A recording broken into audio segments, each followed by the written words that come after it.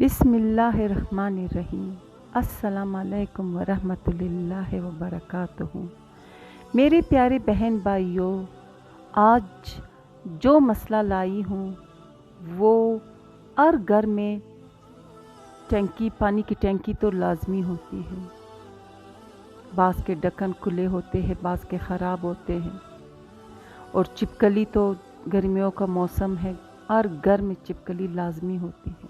اگر کسی کے ٹینکی میں چپکلی گر جائے تو اسے کیا کرنا چاہیے؟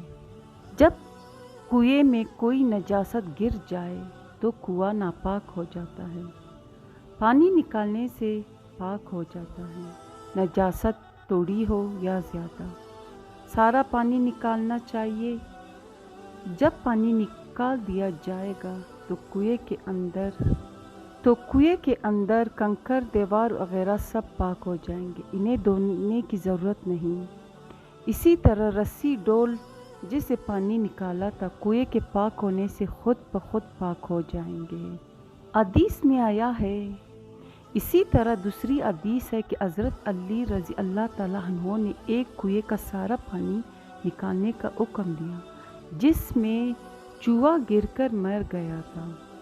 اگر آدمی، بکری یا کتا یا اسی کے برابر کوئی جانور کنویں میں گر کر مر جائے یا باہر مر جانے کے بعد کنویں میں پھینک دیا گیا، اس صورت میں سارا پانی نکالنا چاہیے۔ اگر کوئی جاندار چیز کنویں میں مر جائے، پھول جائے، پٹ جائے، تب بھی سارا پانی نکالا جائے گا، خواہ چھوٹا جانور ہو یا بڑا، جیسے چوہا یا اس کے برابر کوئی جانور مر کر پھول جائے یا پٹ جائے تو سارا پانی نکالا جائے گا۔ اسی طرح حدیث میں آیا ہے کہ رسول اللہ صلی اللہ علیہ وآلہ وسلم نے فرمایا، جس جانور میں خون نہیں ہوتا جیسے مکھی، مچھر وغیرہ، تو ان کے پانی میں گرنے اور مرنے سے پانی ناپاک نہیں ہوتا۔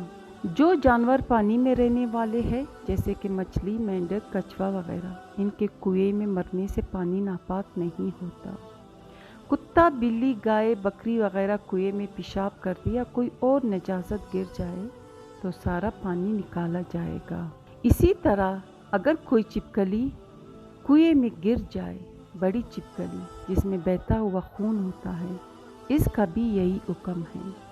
اگر گر کر مر جائے اور پھولے پٹے نہ تو 20 ڈول نکالنا واجب ہے، جبکہ 30 ڈول نکالنا بہتر ہے، اور جس میں بہتا ہوا خون نہ ہو اس کے مرنے سے پانی ناپاک نہ ہوگا۔